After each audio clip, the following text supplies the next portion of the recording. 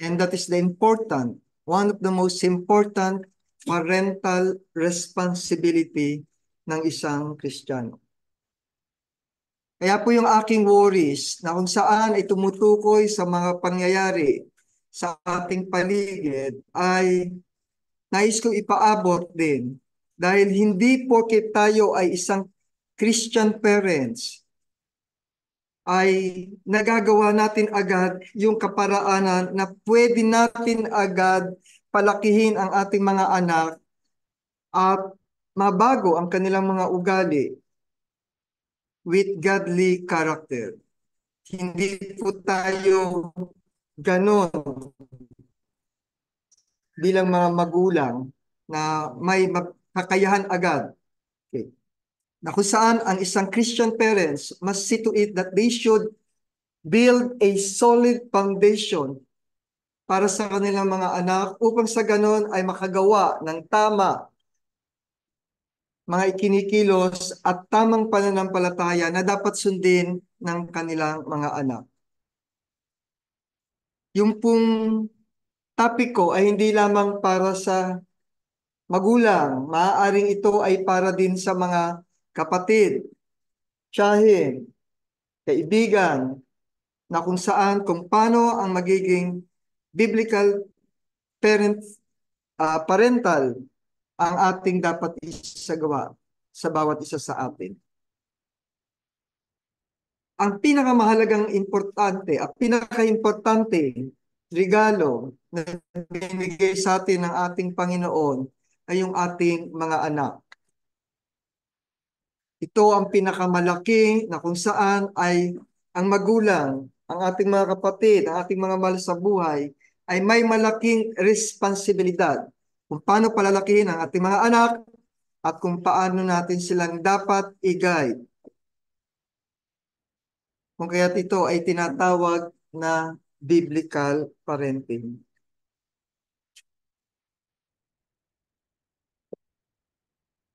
Yung gumalaw.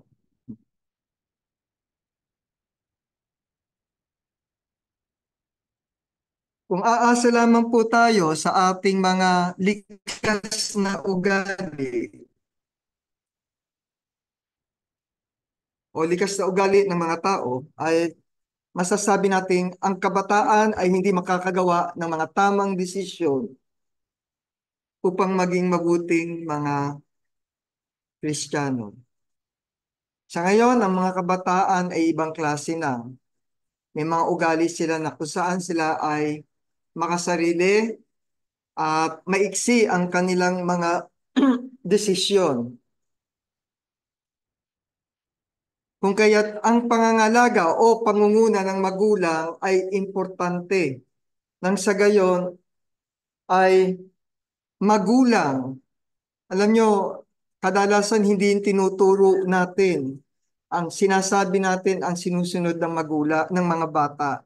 Kung ano ang nakikita ng mga anak sa kanyang mga magulang o sa matatanda, yun ang kadalasang sinusunod ng mga kabataan. Ngunit malinaw at malinaw na kung saan ay inuutos. Kasulat sa Bible kung ano ang dapat gawin ng mga magulang. Kung paano si Noah ay binigyan ng instruction kung paano gagawin yung arko.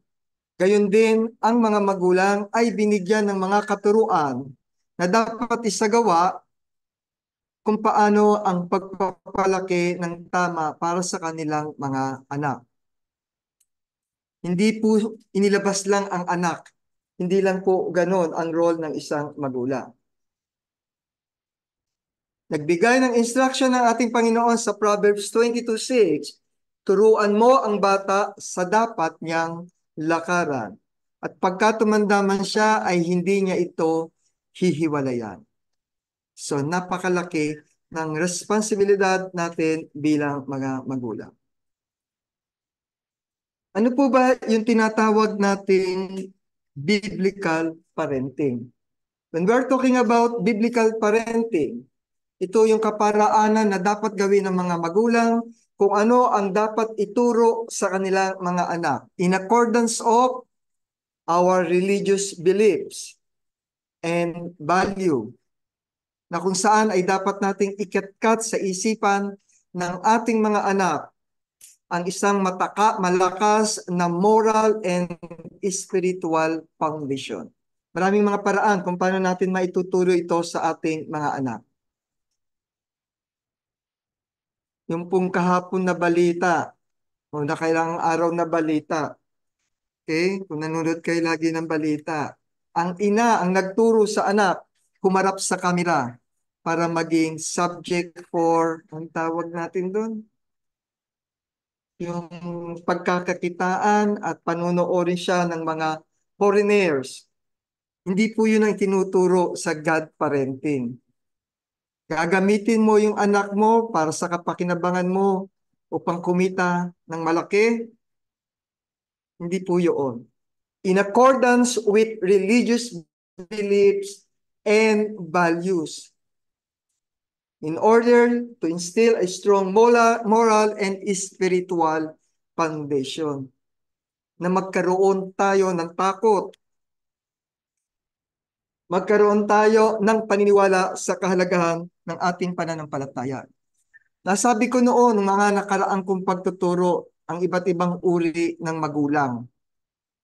May mga magulang na tinatawag na kung saan yung authoritarian parenting, okay, na kung saan ang magulang talagang lahat mahigpit, na kung saan kailangan ay masunod yung kanyang strict discipline. May magulang naman tayo na kung saan pinapayagan lahat kung ano yung gusto ng kanilang mga anak.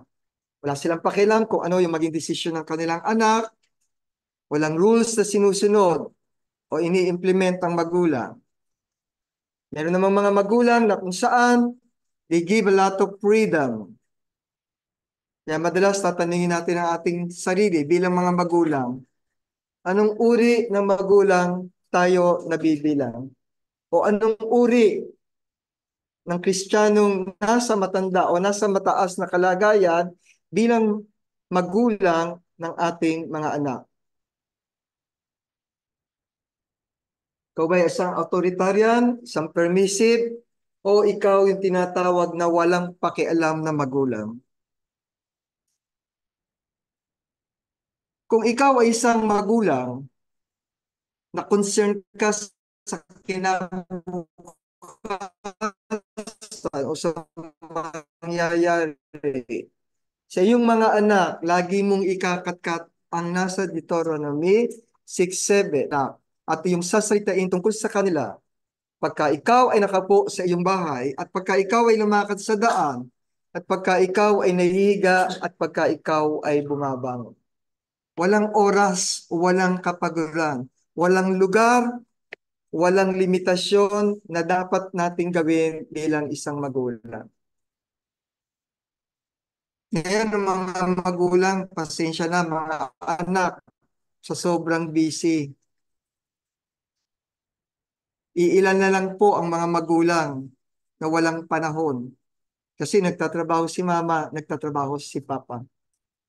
Swerte kapag may pagkakataon na makapagbibitaw ng ilang mga magagandang turo ang ating mga magulang. Kaya minsan sinisisi ng mga anak yung magulang. Walang turo yung magulang sa amin dahil walang pakialam. Pero hindi pa rin po dapat i-blame lahat ito sa magulang. Ano ba yung mga dapat na itinuturo nating mga Christian parents sa ating mga anak? Importante na maituro natin sa mga anak na bilang isang mga Kristiyano, dapat sila ay maging mabuting huwaran. Ituro natin yung mga spiritual value. Love, respect, gratitude, na kung saan ay magtuturo, magpapakumbaba. Turo natin ang kahalagahan. Araw-araw tinuturo natin sa mga anak that everything ay ma-overcome anumang hirap ito sa pamamagitan ng mga prayers. Ituro natin sa ating mga anak ang kahalagahan ng pagdalo sa linggo-linggo nating panambahan. Baka kayong mga magulang, kung minsan kayo pa ang dahilan kung bakit ayaw ng mga anak ninyong sumamba. Sana naman po, tayo ang magturo para hikayatin natin yung mga anak natin na sumamba. Hikayatin natin na magtanong tungkol sa mga turo ng ating Panginoon. Ituro natin yung mga godly activities na nawawala na unti-unti na.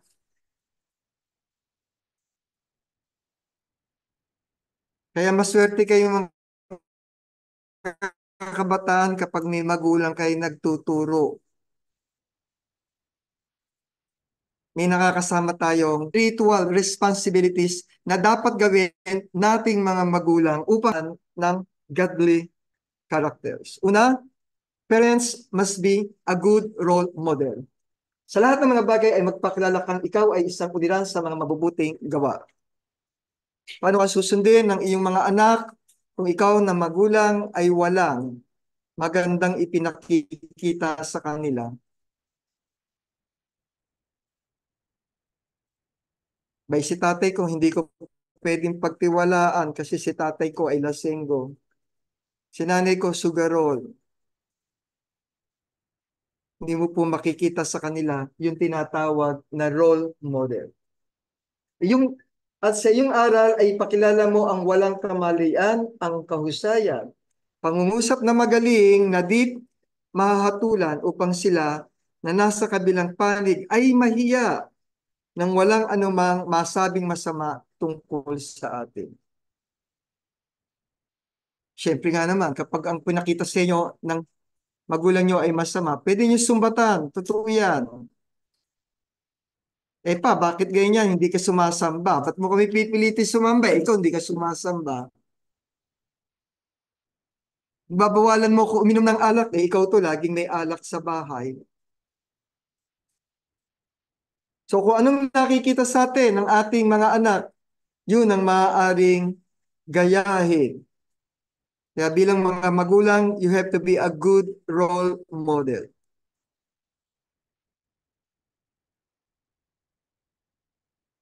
Ngayon, bihira na yung mga tinatawag nating relationship, father-son relationship, mother's-daughter relationship, yung bonding, bihirang-bihira.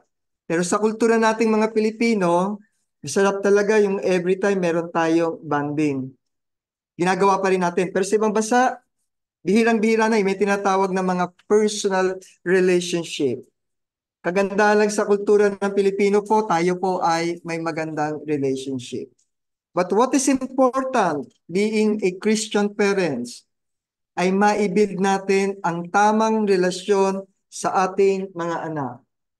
Psalm 78:4, ang sabi po, hindi natin ikukubli sa kanilang mga anak na isasisi sa salin ng lahing darating ang mga papuri sa Panginoon.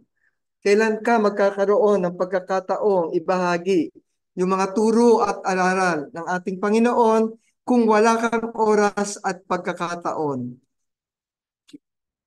Tama yung ginagawa natin, no? Kung minsan po, every after church service, nilalabas natin yung pamilya natin. O may pagkakataon na kayo, mga anak, sabihin niyo lagi sa tatay at sa nanay. Pagkatapos sumamba, kakain sa labas. Magastos. Pero hindi lang to ang ibig sabihin nun. Ang ibig sabihin nito, hindi lamang sa panahon na kung saan, sa ganitong paraan, kahit sa bahay, dapat ang ating mga magulang ay magkaroon ng pagkakataon. Ano ba yung kamustahin mo? Pag nasa loob ng bahay ang iyong mga anak, hindi yung anak mo nakatago sa kwarto, ikaw nanonood ng TV, yung isa naman, naku, lalong-lalo na po, yung cellphone na yan. Magkakatabi na tayo sa bahay, pero magkakahiwalay pa rin. Kumisan nga ako, tatawagin ako ng misis ko sa cellphone pa. Kakalungkot. Pwede naman sumigaw. Okay. But we are building our relationship with one another. May advantage, may disadvantage ang cellphone na yan. Malayo yung mga anak natin, maaari nating tawagan. Hindi yung wala na tayong pakialam. Bahala ka sa buhay mo kung yung ginagawa mo maghapon. Hindi po. By building a personal relationship with our children, you have to provide an extra time for us na magkaroon tayo ng malinaw na komunikasyon upang ipadama ang ating love sa kanila. Tama rin na kung saan gamitin natin itong pagkakataon na ito. Magsa-sideboard kayo o sidekick, magbibigay kayo ng mga pasaring. O anak, baka lumalabas ka na sa turo ng Panginoon, ingat-ingat ka. At kung may mga quoted Bible verses kayo, pagkakataon nyo ito para ihain o i-share sa inyong mga magulang, sa inyong mga anak. Mga simpleng patama o baka may kayo lumalagpas na sa mga ganitong gawain. Tandaan mo, ginunaw ng Panginoon ang Sodom and Gomorrah dahil sa kasalanan. Baka ikaw ay nalilinya na. Kung maganda ang relationship natin sa ating mga anak, sigurado naman ako po'y pakikinggan nila tayo. Train your children. Sabi nga dito, I have, binira ko yung 0, time to be intentionally as a parent. Ibig sabihin, at ang mga bagay na iyong narinig sa akin sa gitna ng maraming saksi ay siya mo rin ipagkatiwala sa mga taong tapat na makapagtuturo naman sa iba. Doon ka na lang sa tita mo, doon ka na lang lumapit, doon ka magpaturo sa tita mo. Ikaw na magulang, o doon ka sa tita mo, di ko sa tito mo, doon ka sa nanay mo, lagi ka ituturo kung saan-saan. But as a parent, it is your responsibility na ikaw ang gagawa intentionally. Sa iyo magmumula dapat yung kinatawag na kusang pagtuturo sa ating mga anak. Hindi natin pwedeng ipagkatiwala ang kalagayan ng ating mga anak sa ibang tao. Ano pa ang dapat natin gawin bilang isang mga Christian parents? Yung tinatawag na discipline and guidance with love. Marami sa ating mga magulang nadadala na ng ugali ng sanlibutan.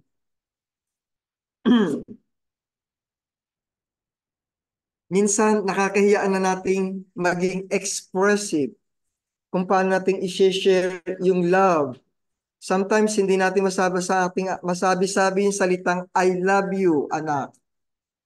I love you. Kadalasan ay mabigat sa loob na nating sabihin. Nahihiya tayo. Gayun din ang ating mga anak sa atin. Lalo na pag nagbibinata o nagdadalaga na, ilan na lang sa inyo ang nagsasabing, I love you, mama. I love you, papa. Nagkakahiyaan na. Pero sa nililigawan, ang bilis sabihin, I love you, I love you. Ang lalambing,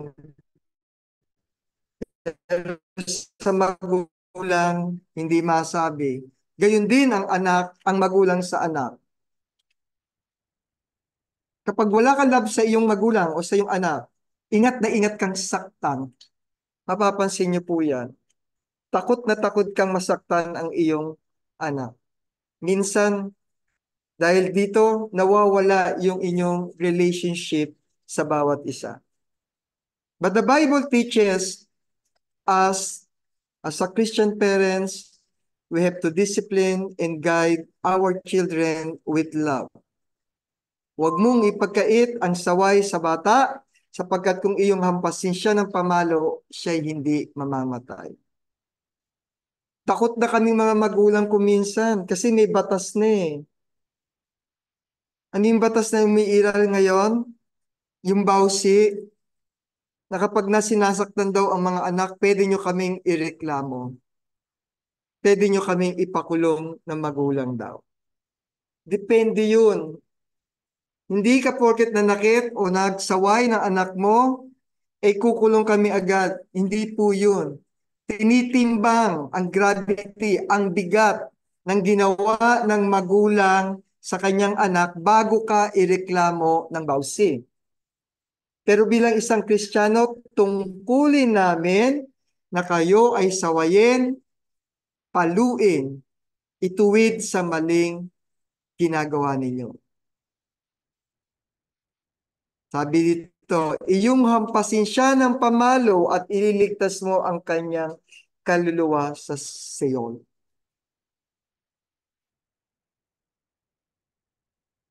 Hindi naman talaga ito yung ibig physical na sinasabi na kung saan ay talagang bubugbugin namin kayo o talagang aanuhin namin kayo. Hindi yun ang tunay na physical na galit ng magulang. Hindi yun talagang nakikita natin na kung saan pasapasa na kayo. Eh yun siguro, baka pwede nyo na kaming ireklamo. Pero tinuturo sa banal na kasulatan kung paano ang tamang kaparaanan namin kayo dapat palakihin. Kaya huwag niyong mamasamain kung ang magulang ninyo makulit, paulit-ulit na nagsasalita, kumisa sa sobrang galit, normal na manakit. Pero yung mararamdaman naman ninyo kung ano yung disiplina na ginagawa sa inyo.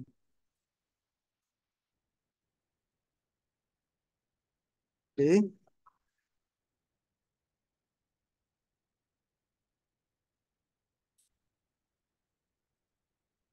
Kaya kung kayo ay isang anak na kung saan ay naniniwala sa at nagmamahal sa inyong magulang,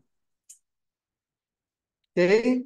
Maiintindihan niyo yung nakasulat sa Hebrew 12:11 na sinasabi, lahat ng parusa sa ngayon ay tila man din hindi ikaliligaya, kundi ikalulungkot.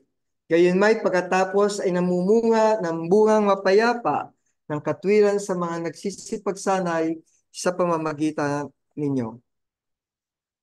Ano ba yung kahalagahan kung bakit kailangan ang isang magulang ay patuloy at patuloy na magdisiplina sa kanyang mga anak? Siyang nag-uurong ng kanyang pamalo ay napupuot sa kanyang anak. Ngunit siyang umiibig ay nagpaparusang paminsan-minsan. Kayo mga kapatid, saan uri po ba kayo nabibilang bilang magulang? Kayo ba yung tipong nananakit?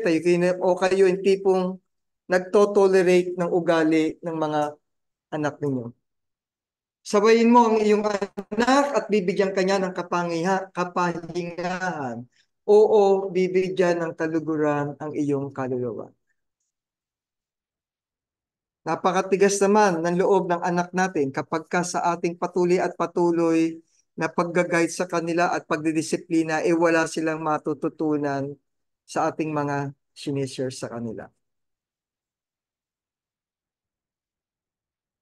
Dapat malaman ng bawat isa sa atin, lalong-lalo na ng ating mga anak, kung ano ang magiging resulta o magandang resulta kapag ikaw ay naging masunurin sa mga tinuturo ng inyong magulang. Kapag ka sa isinapuso ninyo yung mga pagdidisiplina ng mga magulang ninyo as a good parents, nagkakaroon kayo ng pag-asa sa Panginoon. Nagkakaroon ng direksyon ang ating mga buhay. Nabibigyan kayo ng mga tamang gabay upang masunod ang mga kalooban ng ating Panginoon. At higit sa lahat, iingatan tayo ng ating Panginoon sa pagsunod sa kanyang mga utos. Huwag niyong baliwalain yung paghihirap ng magulang. Hindi biro ang maging magulang. Kung kaya't bilang mga anak, kayo'y binibigyan ng kautusan na kung saan Mga anak, magsitalima kayo sa inyong mga magulang sa Panginoon, sapagkat ito'y matuwid. Igalang mo ang iyong ama at ina na siyang unang utos ng may pangako, upang yumaong kang mabuti at ikaw ay mabuhay ng malaon sa lupa. So hindi lang ito responsibilidad ng mga Christian parents. May pananagutan din ang mga anak upang maging mabuting mga Kristiyano. Hindi po pwedeng i-blame natin lahat na hindi magabait o hindi magaling ang magulang magturo. Dapat mayroon ding tungkulin ang mga anak na maging mabuting mga Kristiyano sa pamamagitan ng pagsunod sa kanyang mga magulang. Sabi nga, many Christians grow up in church, but they never grow in Christ. They know hymns, but they don't know Him.